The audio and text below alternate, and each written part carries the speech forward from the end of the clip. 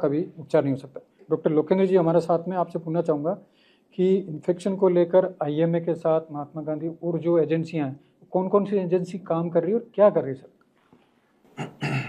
एक तो इन्फेक्शन को लेके और आईएमए की एक मुहिम है, कैसे लोगों को जागरूक किया जाए। अब जैसे सबसे इम्पोर्टेंट बात, जैसे डॉक्टर साहब ने काफ़ी कुछ बताया कि एंटीबायोटिक अवेयरनेस को लेके, तो एंटीबायोटिक अवेयरनेस को लेके आईएमए जो है पूरे राजस्थान में एक अभियान चला रही है कि कैसे लोगों को एंटीबायोटिक अवेयरनेस से जोड़ा जाए, क्योंकि एंटीबायोटिक आने वाले समय में लोगों को मिलेगी नहीं। आज की स्थिति भी ये है कि चाहे आईसीयू हो, चाहे और कहीं इन्फेक्शन हो, एंटीबायोटिक्स काम ही नहीं कर रही। उसी का ये नतीजा है कि अवेयरनेस का अभाव है। तो आईएमए का जो है पूरे देशव्यापी एक अभियान चला हुआ है, जैसे थर्ड वर्ल्ड वॉर की तरह इसको कैसे आईएमए को लोगों को समझाया जाए कि एंटीबायोटिक आप बिना डॉक्टर की सलाह के ना लें।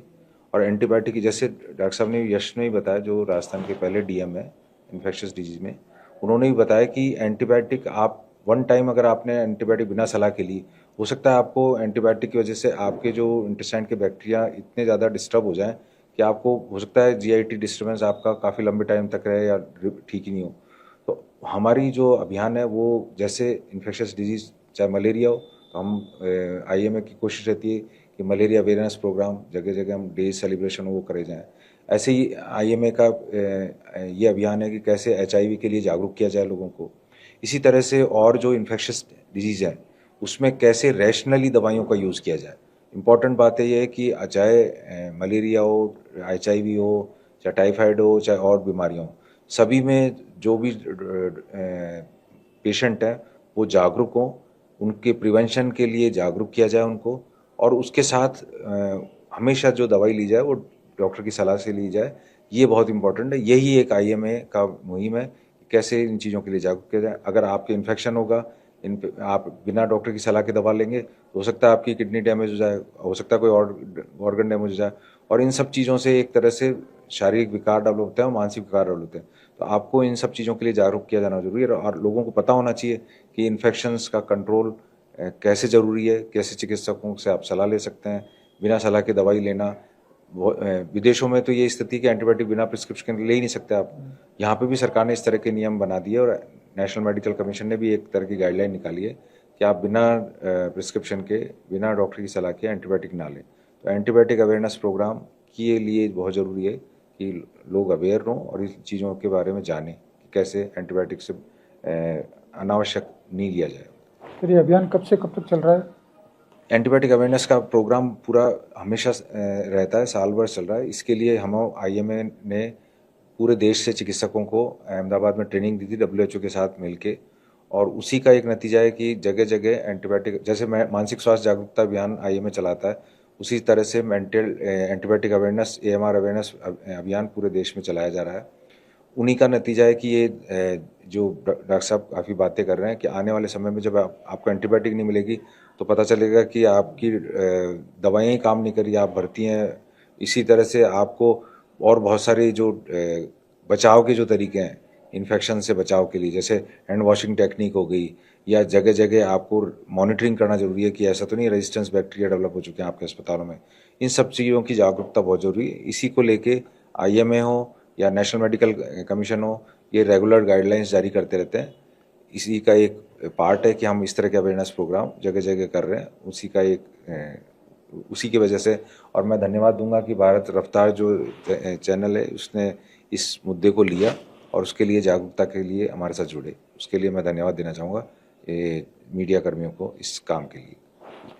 बेसिकली हम जैसे आरयूएचएस के माध्यम से और आईएमए साउथ के माध्यम से हम पूरे राजस्थान में जगह जगह कार्यक्रम कर रहे हैं। उसमें जैसे इस समय अंगदान जागरूकता की गई जगह जगह प्रदेश में, अलवर में हो गया, भरतपुर में हो गया, जगह जगह अंगदान अवेयरनेस की गई।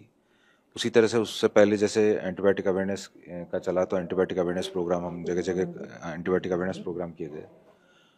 उसके साथ ही हम कोशिश करते हैं कि किस तरह से मानसिक स्वास्थ्य जागरूकता इस समय बहुत बड़ी ज़रूरत है। मानसिक स्वास्थ्य जागरूकता के हम सॉफ्टवेयर डिजिटल ट्रेनिंग करते हैं, तो उसके लिए हमने महात्मा गांधी के साथ मिलके भी कई ट्रेनिंग प्रोग्राम करे, और एसएमएस के साथ और आरयूएचएस के साथ मिलके हम अलग अलग मेडिकल कॉलेज में भी इस तरह के मेंटल हेल्थ अवेयरनेस प्रोग्राम किए। तो हमारा ये कोशिश रहती है कि हम पब्लिक हेल्थ से रिलेटेड इश्यूज़ जो भी हों, कैसे बच्चों को जोड़ा जाए। और एक प्रेजेंटली आज के समय में बहुत बड़ा एक इशू बनता जा रहा है, एक इंटरनेट एडिक्शन और मोबाइल गेम का। तो मोबाइल गेम से भी हम कोशिश करते हैं कि हम पेरेंट्स को इनको जागरूक करें कि बच्चों के जो मोबाइल हैं वो एटलीस्ट 7-8 बजे बाद उनके हाथ में नहीं होने चाहिए। और आपको जान के आश्चर्य होगा कि कई छोटी छोटी क्लास के बच्चों पे भी मोबाइल गेमिंग की वजह से काफ़ी लोन और कर्जा तक हो गया, ऐसा सुनने में आ रहा है। उसके अलावा ड्रग एडिक्शन का प्रॉब्लम इस समय मेडिकल कॉलेजों में या अस्पतालों में, स्कूलों में, इनमें बहुत ज़्यादा हो चुका। और आजकल जो ड्रग्स आ रही हैं उनकी एडिक्शंस की ताकत इतनी ज़्यादा है कि एक बार भी अगर आपने किसी बच्चे ने गलती से ले ली तो वो उसके बिना बाद में नहीं रह पाएगा, और वो एक एडिक्शन का बहुत बड़ा इशू बनता जा रहा है। तो आपको और पेरेंट्स को भी ये जागरूक होना ज़रूरी है कि जैसे अपन और छोटी-छोटी चीज़ों के लिए बच्चों का ध्यान रखते हैं, तो उसी तरह से ये डी एडिक्शन या ड्रग एडिक्शन का भी अपन वॉच रखें। चाहे मोबाइल एडिक्शन हो, इंटरनेट एडिक्शन हो, ड्रग एडिक्शन हो।